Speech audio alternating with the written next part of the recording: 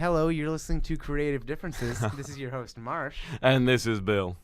Once again, I've forgotten to start the recording of the show when I started speaking. You know, you started it sooner this time, so I'm very proud of you. Right, like I get there. Yeah. I get it eventually, and it's Yeah. just like a little bit of a zig, but it is what it is. Mm-hmm.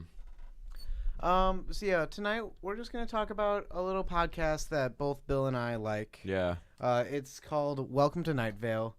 It started, I want to say 2012? Like 2012-ish, I'm pretty sure. Like, yeah. we're going to talk about this thing, but that does not mean we're authorities on it at all. Like, I'm definitely not an authority on it. I listened to the first 2 seasons and I think a little bit of the 3rd season, but that does not mean that I am an authority. Like, I listened to it while I was, like, walking neighborhood dogs for cash. This was when I was still in high school and everything. I remember it, but I don't remember, like, a lot of it. So you understand if I'm a little bit out of practice in terms of Welcome to Night Vale lore. Yeah, so basically the premise of Welcome to Night Vale is that it's 20 minutes a pop each episode, released bi-weekly or semi-monthly. It used to be weekly. I'm not sure what it is now. It's every other week. Every other week now? Okay. So whatever the term for that is. Yeah, like semi-weekly or something like that, yeah. So it's 20 minutes, and it's kind of masquerading as a fictitious community radio station for a fictitious town in the southwestern United States. And in this town, the Lovecraftian horrors and conspiracy theories that are plaguing the internets and our collective consciousness as like American heritage live in their full kind of recognition and are also completely mundane. Yeah, like the idea of a mundane sort of craziness in this society is very important. Like their everyday lives are completely plagued by supernatural occurrences, Lovecraftian horror, and conspiracy, but they continue living their lives as though nothing strange were happening. They're completely used to it. It's the sort of town, it's like Area 51 if it were converted into a town. Everything is normal there, and every conspiracy theory takes place there. Right. And just the way that it kind of takes horror and kind of turns on its head and like makes it mundane and everyday life is it's a real fun concept, and they use it for a lot of fun goofs and gaffes. Yeah, it's like the humor in the podcast is absolutely magnificent, and this is the way that they choose to take the concept is interesting and funny and just overall entertaining. And also, they really take advantage of the medium of the podcast, which is like a lot of people might think like, oh, we're in the 21st century. Why would we even like, why are people doing like cable, let alone why would you try to do something like radio where it's just going to be only audio? And like, yes, there's a lot less information, like data-wise, bits and bytes conveyed to the audience. But I think there's a lot there's different cool kind of advantages and disadvantages of the different medium. Yeah, because the way that they play it off is it's sort of, well, it's completely conveyed as a radio show. It's conveyed as the Night Vale community radio station. And so, the announcer just sort of goes through his schedule. And his schedule is completely crazy and insane. And everything about it is it's never something that you'd find on like the average community schedule. But at the same time, everything about it is. There's a community calendar. There's a weather announcement, which is not at all the weather. There's, Traffic. Traffic. Traffic are some of the best segments. Traffic is always great. Yeah, like one of the favorite kind of like you probably haven't noticed because it was a little more recent one, but like also just like there's some things that like I don't know, maybe I'm just like looking into it and I'm a little too susceptible and gullible to things, but I don't know, like one of the like because every time that you have an episode, they open up with like a little kind of like proverb or like a little like saying that's just kind of like a little like too spooky 5 me. And like one of them that they had in like the last season or so was you're swimming in a misty body of water. You're within swimming distance of shore, but you're not sure which direction shore is. If you swim to shore, you'll be safe. If you pick the right direction, you'll be safe. If you pick the wrong direction, you'll die. If you choose neither, you die. And then like the show just begins, like no explanation, and I like that zag. And that's been a tradition in the podcast since the very first episode. There's always been that sort of proverb, and it changes every time. It's a different proverb every time. And there's also a proverb to end the radio, although it's a little bit silly. Yeah, it's a more silly one.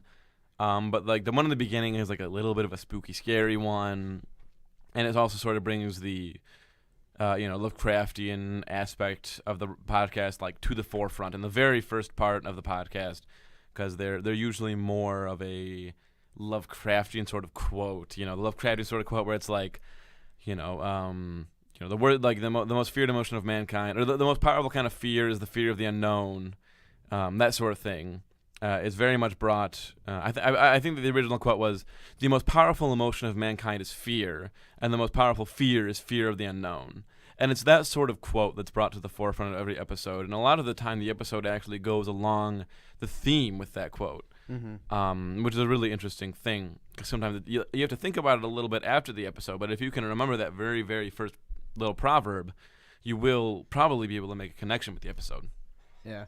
And speaking of, how we did our own kind of D&D stuff, and we went to the town of Malice, right? Yes, Malice. I had a little bit of a catch-up here. A little bit kind of like posted quote that they had was, "We have nothing to fear but ourselves." Mm-hmm. And that and the entirety of Malice and the idea of what that town is, and kind of that quote sourced from Welcome to Night Vale, that quote alone, I heard it, and I'm just dang, I just want to build something around this quote. Yeah. So I did. Yeah, it's cool. It's a very interesting sort of thing, and the idea of just that one quote, "We have nothing to fear but ourselves," you can really compound a lot off of that. So you can compound a sort of religious sort of fear of mankind off of it, but you can also compound a more paranoid sort of neighbor versus neighbor sort of fear, where it's wow, can I trust anybody? Is there anybody that I can truly trust?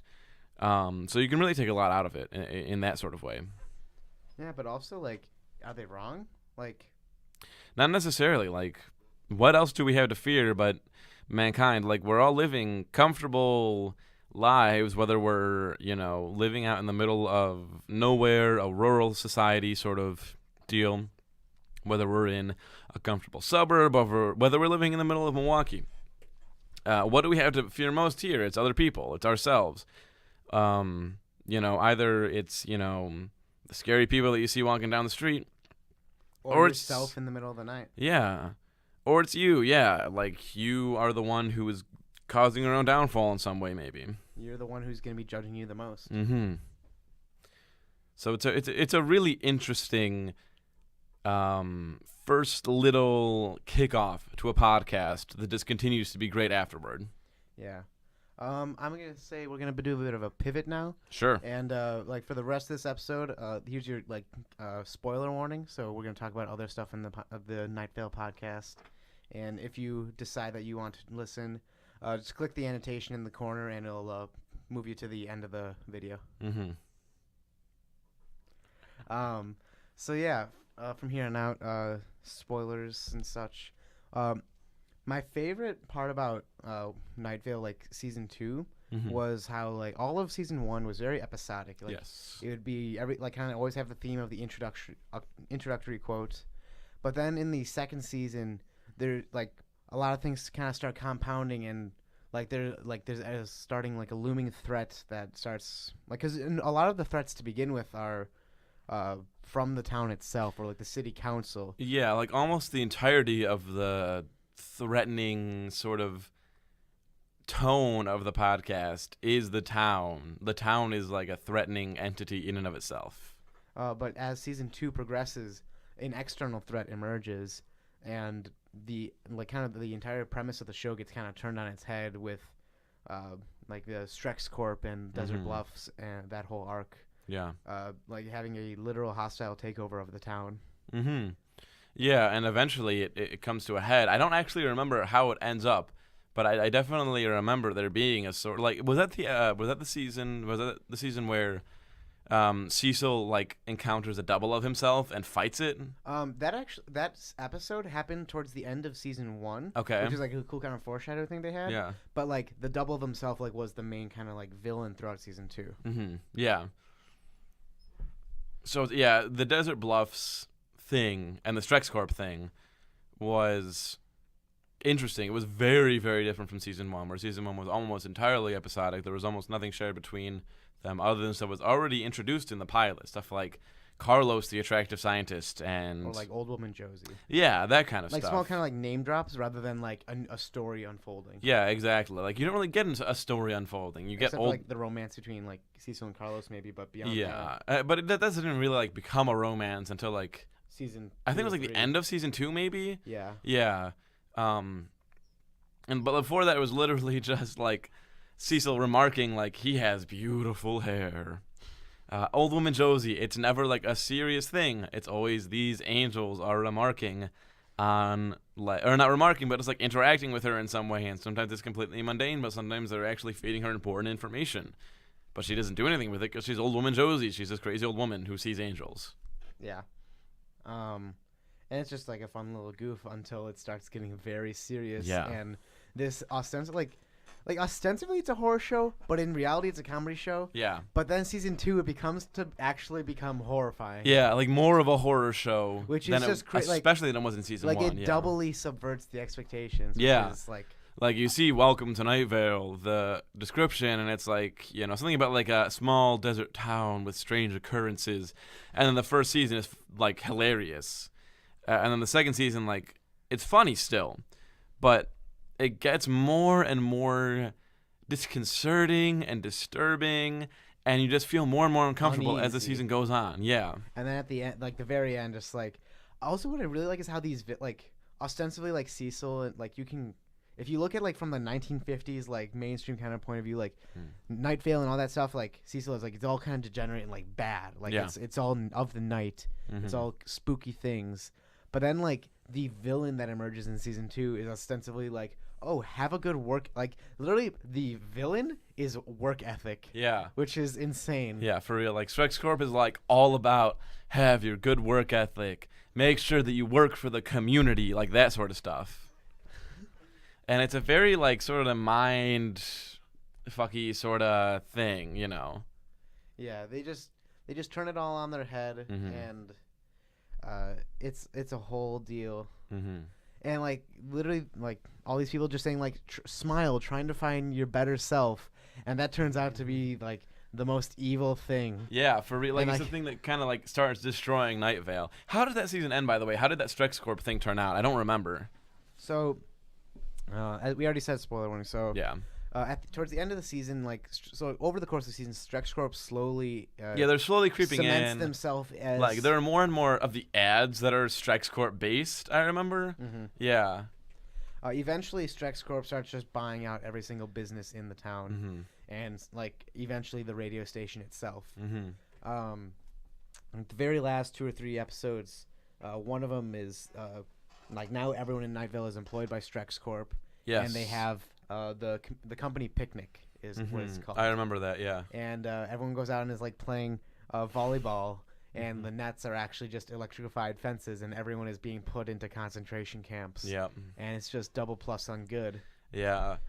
I remember. And, like, Cecil has, like, this new, like, supervisor lady who's Lauren completely... Mallard. Yes. And she's completely crazy and completely controlling because the old supervisors were literally monsters. Yeah, they were monsters, and they were, like, this Lovecraftian horror monster that... didn't interact with Cecil at all, other than him sliding paperwork underneath their door and them doing nothing about it. He would, they would really just, they were really just a non-entity in the process of developing like his Lauren radio Mallard, show. who's like literally just like all smiles and like have a good like time and make sure you fill out your TPS reports, is literally the face of evil. Yeah, and she ruins the show because she forces not ruins the show and makes it bad, but like she ruins Night Vale. Yeah, she ruins Night Vale, but like the show, like the Strex Corp influence creeps in, and they try to have him do more and more positive reporting.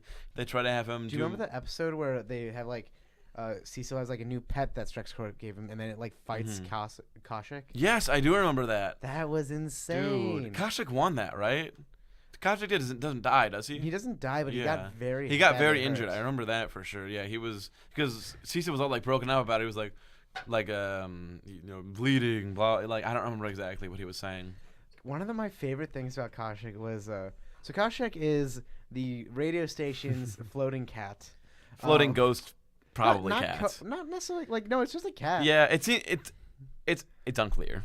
Everything's unclear. Yeah, it floats 4 feet above the ground in the men's restroom, and it's also got scales and like makes completely uncat-like sounds. But like, that's part of the Lovecraftian. But it's a cat, and then it has babies. Yeah, and then the whole thing with the babies, and like Cecil literally just kind of like addressed the audience like, and for those listeners who are asking why our male cat has become pregnant. My question to you is, why is a cat floating 4 feet above the ground in the men's restroom? And because you've been because Kaushik's been like canon of the show long enough where it's like that's just accepted. Yeah. So it's like, just like kind of pulling you out, take perspective of like you're listening to Night Vale, like don't take it. Exactly. seriously. It's a little bit of a meta joke toward the audience who are taking it a little bit too seriously. That was a fun little goof that they did there. But yeah, so after the company picnic. Cecil flees the radio station and goes into like a bunker. Mm-hmm. I remember that, broadcasting from there.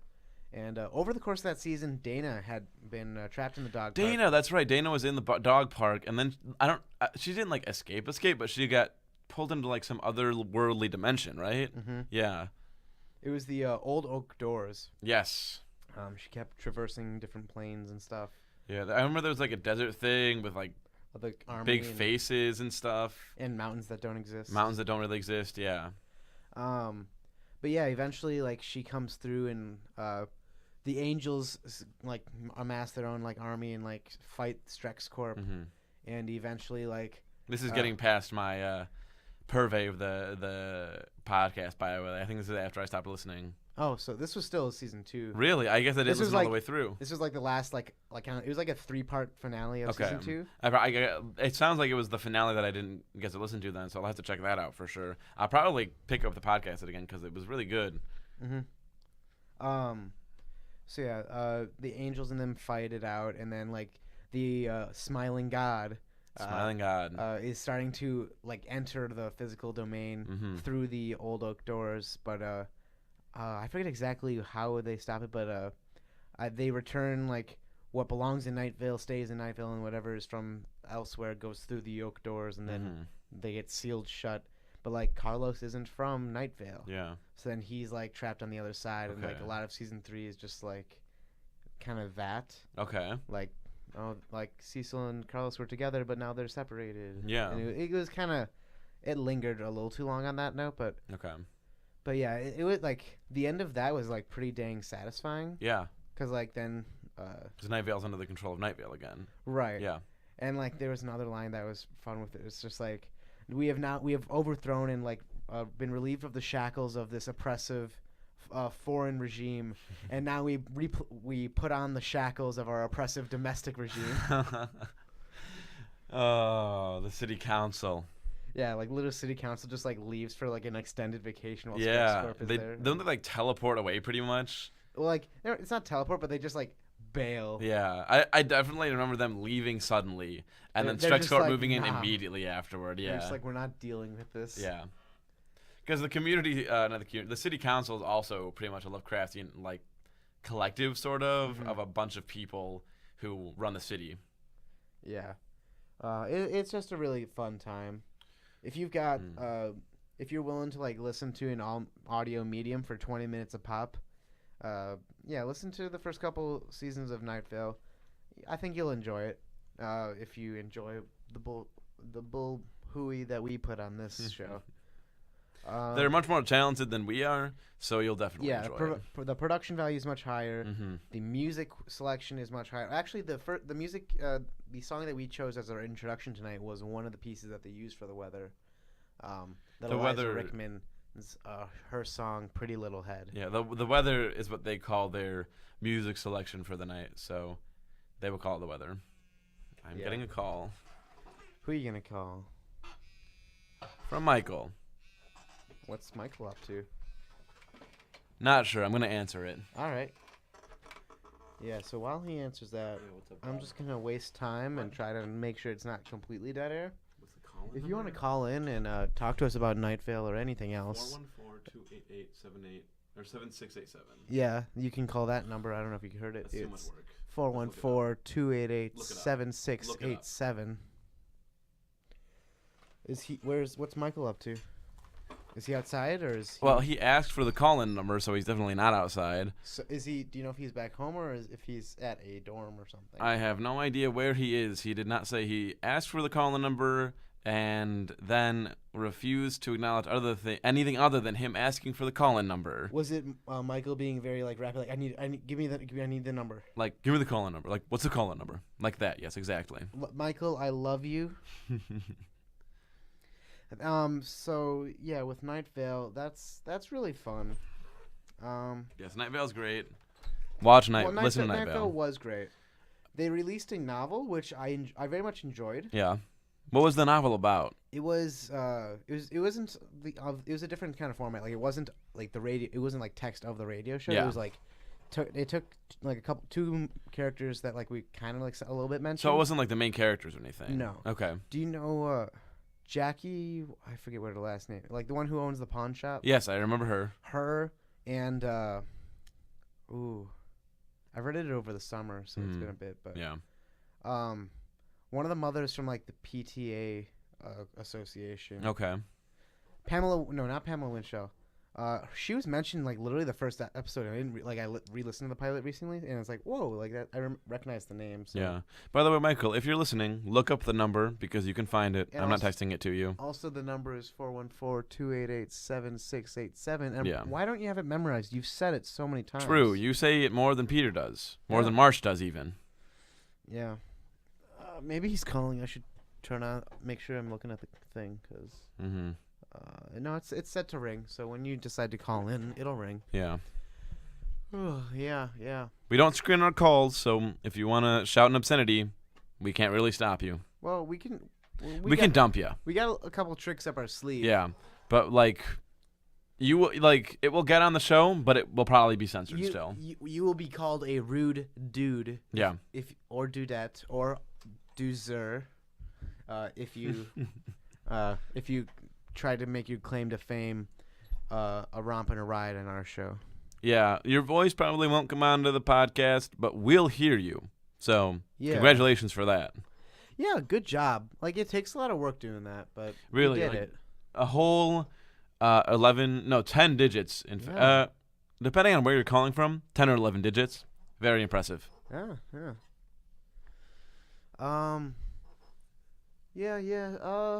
I don't really have too much else to talk about with this.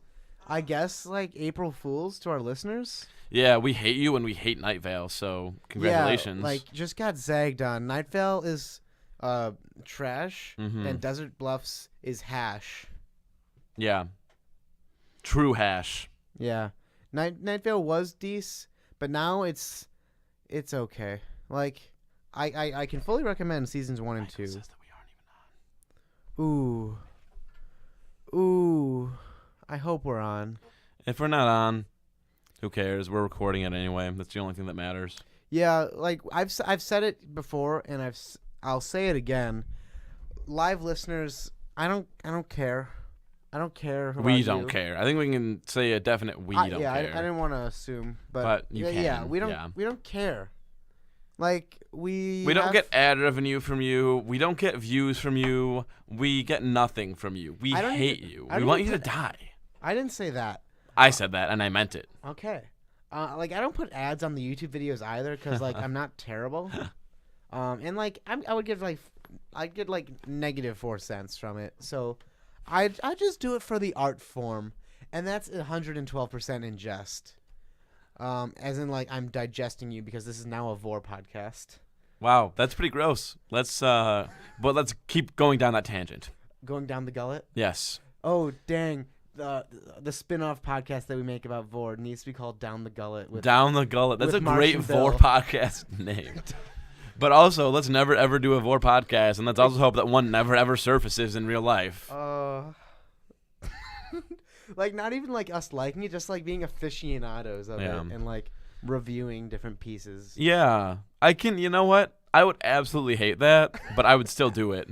I would hate doing it and listening to it and editing it, but I would put it on my resume. Yeah, I mean, I put this on my resume. I put this on my resume. No, I did put this on my resume. Did you actually? And someone hired me. Really? And like, congratulations to them. Dude, Does that mean I can put this on my resume? Would that count as a real thing? Like you can say like being like you're in history, so like communication is like an important skill. Yeah. It's definitely like a real standout thing for an engineer to True. like. Oh, I have a radio. Yeah, show that's that I true. run. You like that's not something that's expected because all engineers are autismo as all hell. So you know how it It's is. But pronounced artistic. artistic. Sorry, that's my bad. Artistic is all hell. But like Peter Fighter is not his name. But Marsh Forrester is very communicative. Yeah, I just want to say, Bill and Amy, I'm gonna let you finish. I know you won the election, like you won the election, but I gotta say, Patrick Kennedy would have been the greatest MUSG president of all time. He would have been. He really would have been. Bill, we Yeah. love you, but stop. And I'm gonna let you start your turn, but I just need everyone to know that Patrick Kennedy did get at least 2 votes. At least 3 votes. At least 3 votes. And his voice deserves to be heard, Truly. at least by himself. I don't know about anyone else. He doesn't have that much great stuff to say. It's fine. Yeah, he is deaf, though, so he does deserve to hear his own voice. Yeah. Pretty much what we're advocating here for is an improvement in deaf care and treatment. Yeah, Marquette, as we approach the next kind of MUSG government that we are under the rule of, I hope that you can do. There's a couple things that I'd like you to have on the platform. Try to increase transparency, because the whole shenanigan hoopla that happened with the whole Adam Cool stuff, the alleged things that happened with him, I want to be stressed. We don't need to say alleged, but we will. Well, it's not been proven in a court of student law. True. Not real law, student law, but so like I'm gonna say alleged because I don't know the facts. I'm not Adam. Only he can actually know. Well, no, there's probably a way to prove if he did do it. Yeah. But regardless, He's not going to get impeached because he lost because he's a loser. You're the worst, Adam. Well, he did literally lose. Yeah, he actually lost, so he's actually a loser. So Right. what I said was 100% true. Right. And he's actually the worst. Yeah. So, yeah. Transparency, because I just feel like it'd be nice to have that. Mm-hmm. Second, take a bit of a chill pill. For 'Cause real. A lot of you guys are very serious, and Not just very serious, too serious. yeah, like it's not quite time to stop. Not quite. But it's getting close there. It's like It's not quite where your parents' level, but it is definitely approaching. You're about a foot away from it. And if I Right. were you, I would like it's better to like chill it down a little figure it bit. out now before it Yes. becomes a problem. As the new incoming student government, You can right the wrongs of the past. yes, figure it out. Additionally, number C. No, I already said B. BC? I. Market grading system, you know how it is. Oh yeah, they're gonna change that. They are, thank God, am I right? I don't know. I like the whole like BC stuff. I don't, because I usually get the minuses, not the pluses. Or wait, Oh. no, I usually get the pluses, not the minuses, rather. Other way around. Well, then it's better for you to get a BC rather than a B plus. Hmm? I mean, it's better for you to get an AB than a B plus. No, B plus would be a higher one, because a B minus, or not a B minus. You mean an A minus is better than AB? A minus is better than an A minus is better than AB. Are you saying you normally get like the minuses? I think I usually get the minuses, yeah. I'm usually in the A minus range. Okay, because you literally said pluses I said minuses first, and then you switched. and then my It was an April Fool's joke. yeah, haha. my completely intact brain said pluses because I second guessed myself, but minuses is definitely what I meant. Double plus negative. Double plus bad. Okay. Yeah. So I don't know. We can have creative differences on how we want to pursue a grading skill here. I think I like the whole ABBCs thing because it's a lot easier to like just calculate your GPA if you like want to do that real quick. That like, it is quicker. That's true. Because like the A is a 4, Yeah. AB is a 3.5, and then just go a half. Yeah, it is a half down. stuffy, but I think it's like 3.75 for Oh, but like like it's it adds just- an extra decimal point, but it's not that's that some bad. Bangladesh level of number gore. But yeah, so that's something. Can we talk about Bangladesh for a minute? A minute starting now. I didn't have a minute of content for this. I feel unprepared. Do you have any content for it? I appreciate Bengali people and their culture and food. Okay. I appreciate some parts of Bengali culture and food. Like I very much appreciate Bengali food. Yeah. And there's a bunch of cool things I think that we can learn and kind of like appreciate about Bengali culture. But also, there's not a great respect for women. Well, that's not necessarily a Bangladesh thing. Or that's more a Bangladesh thing than a Bengali thing. Because we have to remember West Bengal, which is Bengali as well, but not Bangladeshi. It's Indian Bengali. True. But, like, we don't come to this show with facts. That's true. We come to this show with gut feelings. And then once a semester, a Yes. hard-hitting story. Yes. So, literally, all Bengali people are the worst. Kill yourselves. Goodbye. And by kill yourselves, we mean, like just hit nose to the grindstone, do your best to become the best person you can be. I didn't say that, and I didn't mean it. Yeah, so that's the Bengali Minute Corner. Yep. Yeah. Number C or E? No. I think that we're on about no, H Ready right So now. was C. C. So now we're on D. D, I think, yeah, we the whole skibbity-doo about, like, making Marquette campus a tobacco-free campus. I'm not a smoker. I'm not someone who partakes in the poof-poof. But I really don't kind of like the idea of that. Like, I feel like it's very paternalistic. It's very much something that's I don't think will actually be enforced. So it's just trying to be a namesake. It just feels disingenuous to me. I am a smoker, and I don't want it to happen. I want to be able to smoke whenever I want to on campus. It's a city school. City schools, everybody smokes. Marquette is a great, weird exception in that case where almost nobody smokes.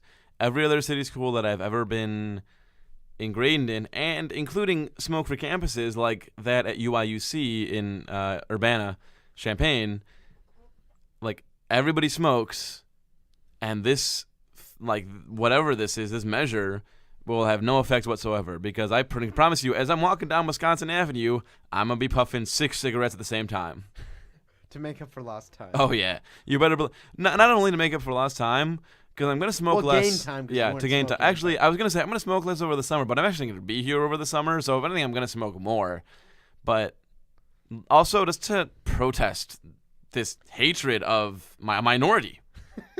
I am a minority. Yeah, like because like 20% of the population smokes, probably less than that, like 15 or something. Well, in this room, you're about like equal. Yeah, in this room we're about equal, but in the overall population of Milwaukee, even I would say it's probably I'm a pretty big minority. Yeah, like because it's not like the '60s or anything anymore, so like exactly. a lot less people do smoke, which I think like it's good that a lot less people choose to smoke. I agree. But I don't think that like anyone else should be making those decisions for them. The thing is, one thing if you want to like different programs to like educate people or like, give them support if they want to decide to quit. That I think is very important. Yes, I agree. But just doing a ham-fisted, no one's allowed to, and you'll be punished if you do.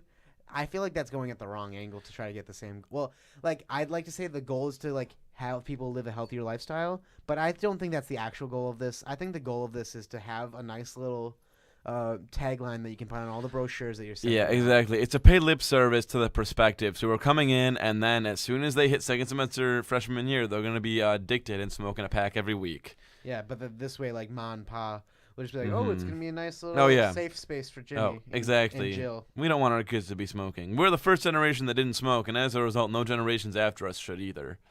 Yeah. Like, this is me being a little bit of... I'm definitely not being an elitist because it's definitely worse to smoke than not to smoke. Arrogant. Yeah, I'm being a little bit arrogant here. Being a bit like kinda yeah, and like, don't tell me what to do. I know that it's killing me, and I'm fine with it because it feels nice. Alcohol's killing me too. Do you see me stopping drinking? You don't know. Yeah, it's an audio medium. Exactly. Although even if it were a visual medium as well, you probably wouldn't be able to tell. You'd probably be able to tell us about as well. Especially considering the sentences that I just spoke. You'll probably be able to tell about it as well. You tried to make that one more clear, but I think that was the least clear. No. The last thing that I said, I meant to sound slurred because the first time that I said it was a little slurred. I got you. Yeah, you understand what I'm saying here. All right. Marsh is on my level in terms of a wavelength of brain. In terms of inebriation, though, who can know? Who can know? Well, yeah, literally, I don't know what you're experiencing right now, just because that's like the impossibility of human. Oh, wow, Whoa, we have a caller. Oh, and that supersedes our conversation. Indeed. Take the mic for a second. I will. Hello, you're on the phone.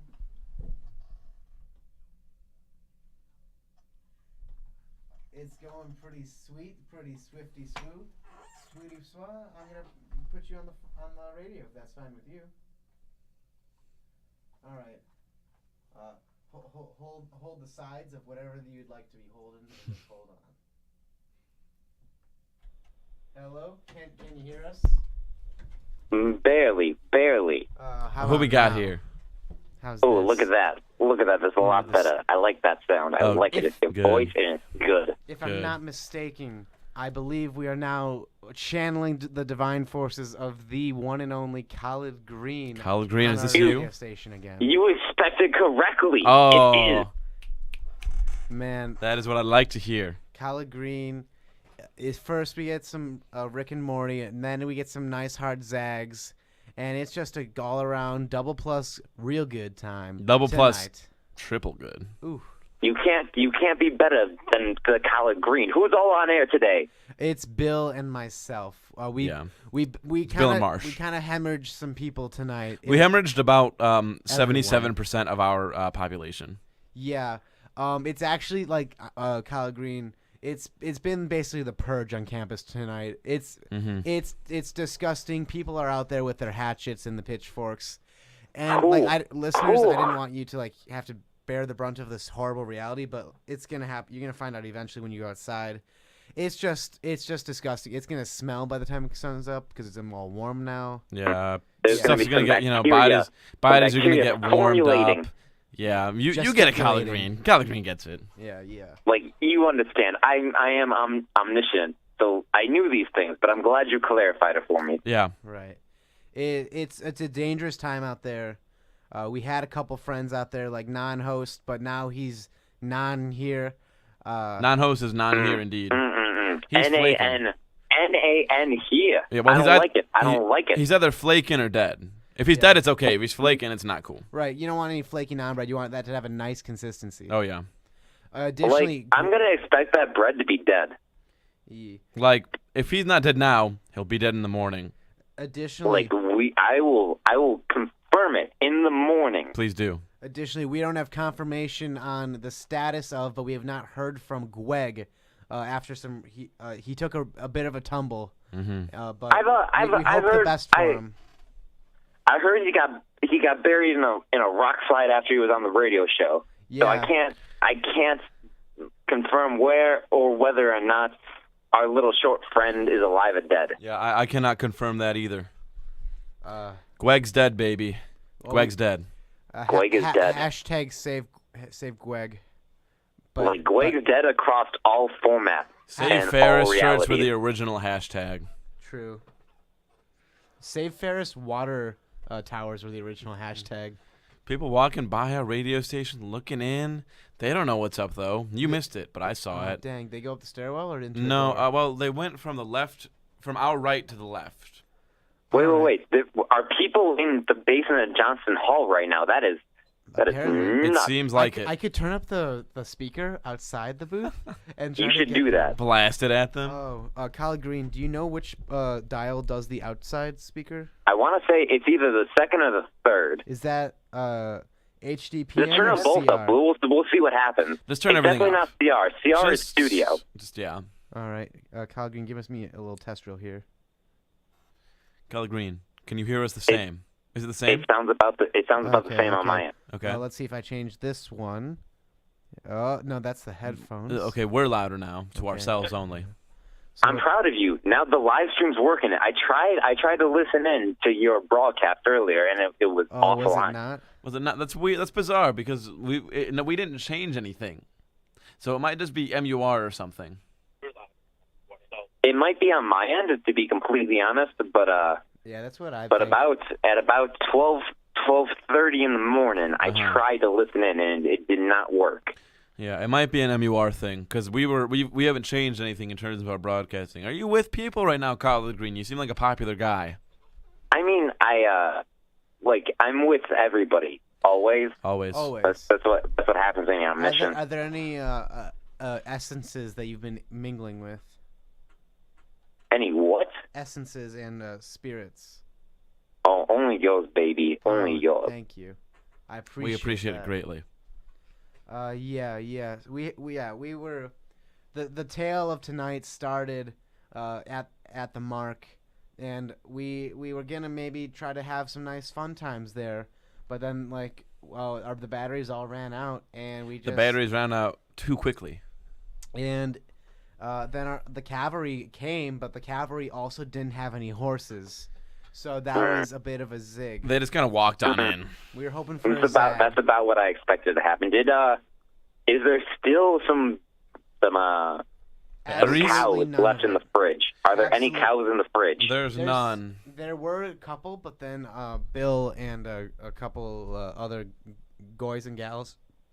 I'm going to put it out there. Those were natural cows. I did not have any cows. You were expected to be there, Collard Green. You were expected to be there. But that doesn't change the fact that somebody drank my fucking cows. Dumparoonie. Dump me all you like. Like I did. You will face the wrath of Collard Green. Collard Green, come here and fight me right now. Is that a formal challenge? That is not a formal challenge. Are you here?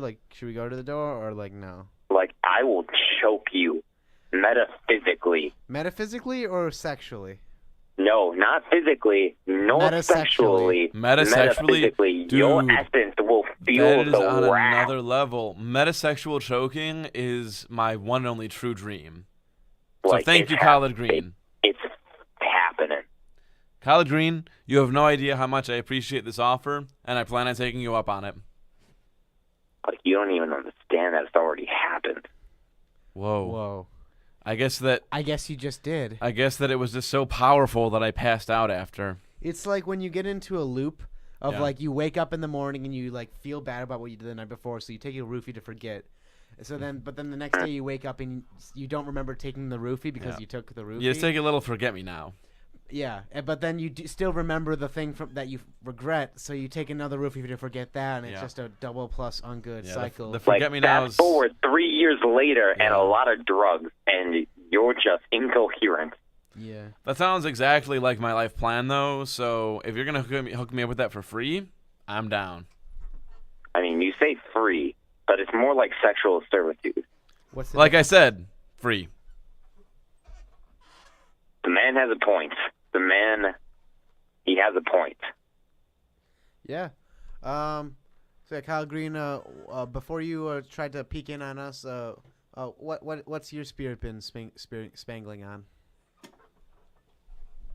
Oh, it's the constant delay of my own realization of the lack of mortality that I have, and then me pretending that doesn't exist. And there's just this debate going on in my head where ignorance is so much more pleasant than the reality that I face. But I refuse you just take a little forget-me-now. You should take a forget-me-now. I've already done that, and I've already done that. Maybe 6 or 7 forget-me-nows, because it seems like it's some pretty heavy stuff you're dealing with. That'd be a forget-me right now. Yeah. I can't forget the things that I live with. Take a forget-me-now and see if you do. All right. Well, so you live forever, right? So that means eventually you'll have to do everything. Oh, there he goes. I guess he forgot it. Okay, I guess he took several forget-me-nows then. Yeah, I was going to pull out a Rick and Morty reference. Yeah. Because I was going to say, if you live forever, then you'll do everything eventually. So there's a 100% probability of you taking a forget-me-now. True. That would have been a sick one, and I think that Collard Green would have appreciated it. But you know what? He forgot us now. He forgot us. Rip in peace. Yeah. And on that note, I'm going to forget you guys, listeners. Bit of a zig, a bit of a zag, a bit of a goof and a gaff. Happy April 2nd. It's technically our April Fool's Day show because we walked to the station while it was on April Fool's Day. True. Yeah. So just kind of deal with it. We hate you.